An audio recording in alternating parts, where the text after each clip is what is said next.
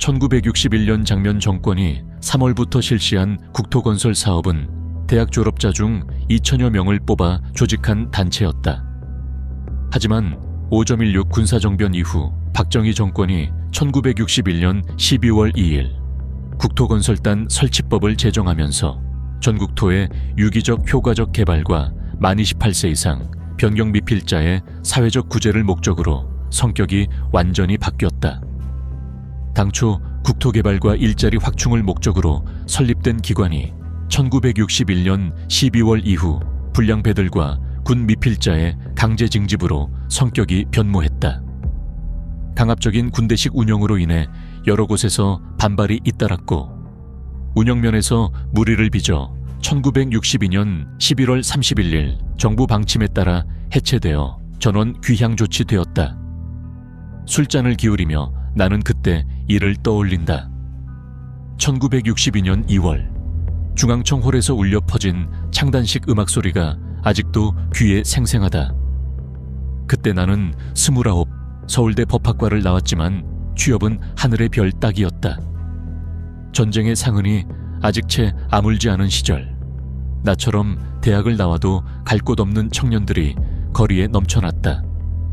국토건설단, 그럴듯한 이름이었다. 나라를 건설한다는 거창한 목표 아래 우리 같은 고학력 실업자들을 구제한다고 했다. 월급 150판에 숙식 제공, 나쁘지 않은 조건이었다. 하지만 막상 들어가 보니 현실은 딴판이었다. 강화도 분단에 배치된 첫날 나는 충격을 받았다. 내 옆 침상에 누운 사내의 팔뚝에는 용문신이 새겨져 있었다. 그는 서울 청량리에서 주먹개나 쓴다던 김모 씨였다. 형님, 나도 여기 왜 왔는지 모르겠소. 어제까지 종로 뒷골목에서 놀고 있었는데 갑자기 경찰들이 와서 영장도 없이 끌고 갔소. 나는 어리둥절했다. 분명 국토건설단은 고학력자들을 위한 기관이라고 했는데 여기에는 온갖 부류의 사람들이 섞여 있었다. 군대를 빠진 놈들, 깡패들, 불황자들이 대부분이었고 나처럼 대학을 나온 사람은 손에 꼽을 정도였다. 분단장 박중희는 군 출신답게 냉혹했다. 너희들은 이제 국토건설의 일꾼이다.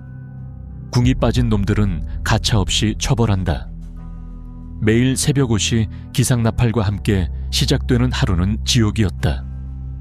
체조, 점호, 훈화 시간이 끝나면 본격적인 노동이 시작됐다. 삽질, 돌 나르기, 시멘트, 포대 옮기기. 책만 읽던 내 손에는 금세 물집이 잡혔다. 더 기가 막힌 건 배급이었다.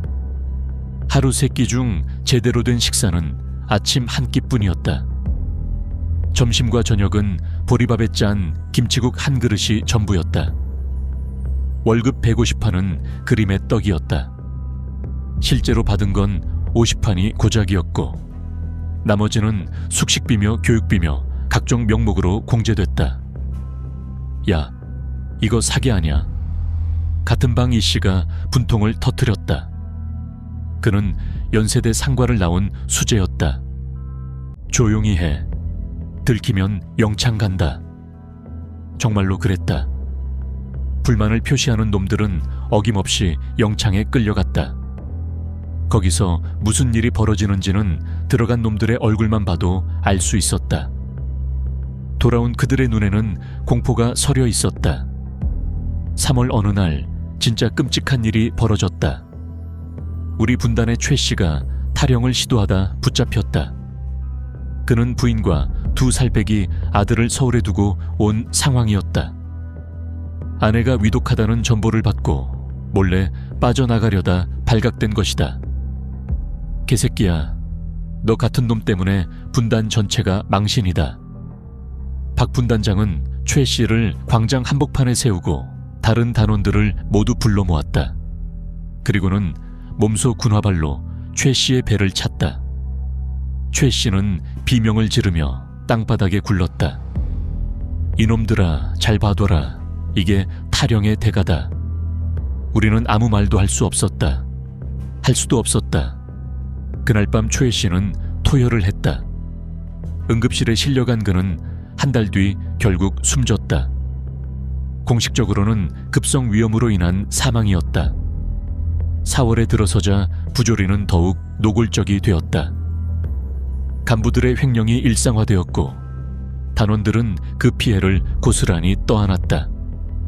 보급 담당 정 중사는 아예 대놓고 장사를 했다. 담배 한 갑에 20환, 라면 한 봉지에 15환이다. 싫으면 말고. 시중 가격의 3배였다. 하지만 우리에게는 선택권이 없었다. 외출도 자유롭지 못한 상황에서 정중사의 매점이 유일한 구입처였다. 더 가증스러운 건 작업량 조작이었다. 우리가 하루 종일 파낸 도랑의 길이를 재면서 박 분단장은 일부러 짧게 측정했다. 이상하네. 분명 50m를 파라고 했는데 40m밖에 안 되네. 내일 10m 더 파야겠어. 측량 기구를 조작한 것이었다. 실제로는 목표량을 채웠지만 의도적으로 부족하게 만들어 작업량을 늘리는 수법이었다. 그렇게 늘어난 작업량은 상급기관의 초과 달성으로 보고되어 간부들의 실적이 되었다. 5월 어느 날 참다 못한 단원 하나가 항의했다. 분단장님, 어제 제대로 재어봤는데 우리가 60m를 팠습니다. 왜 40m라고 하십니까? 박 분단장의 얼굴이 일그러졌다. 뭐?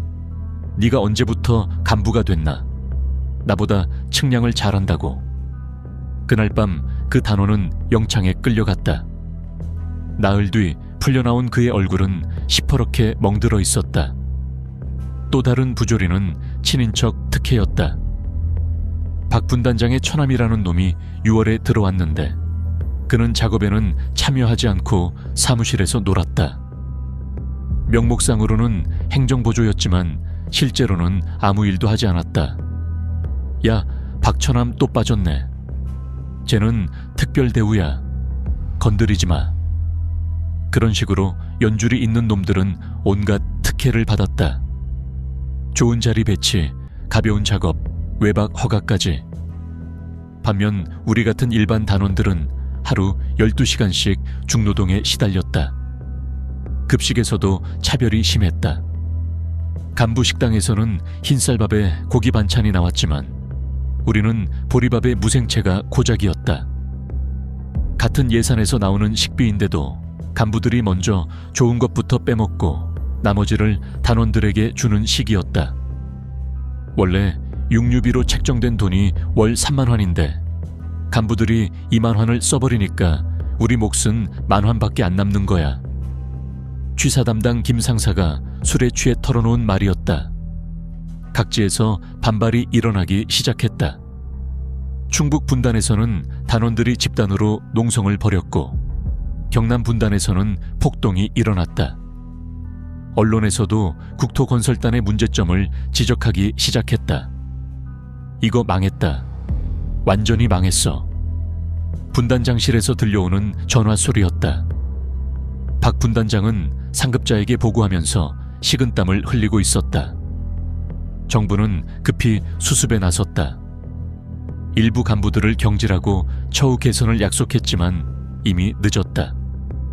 국토건설단은 애초 목표였던 국토개발보다는 사회 불안 요소 제거를 위한 강제 수용소 역할만 하고 있었다.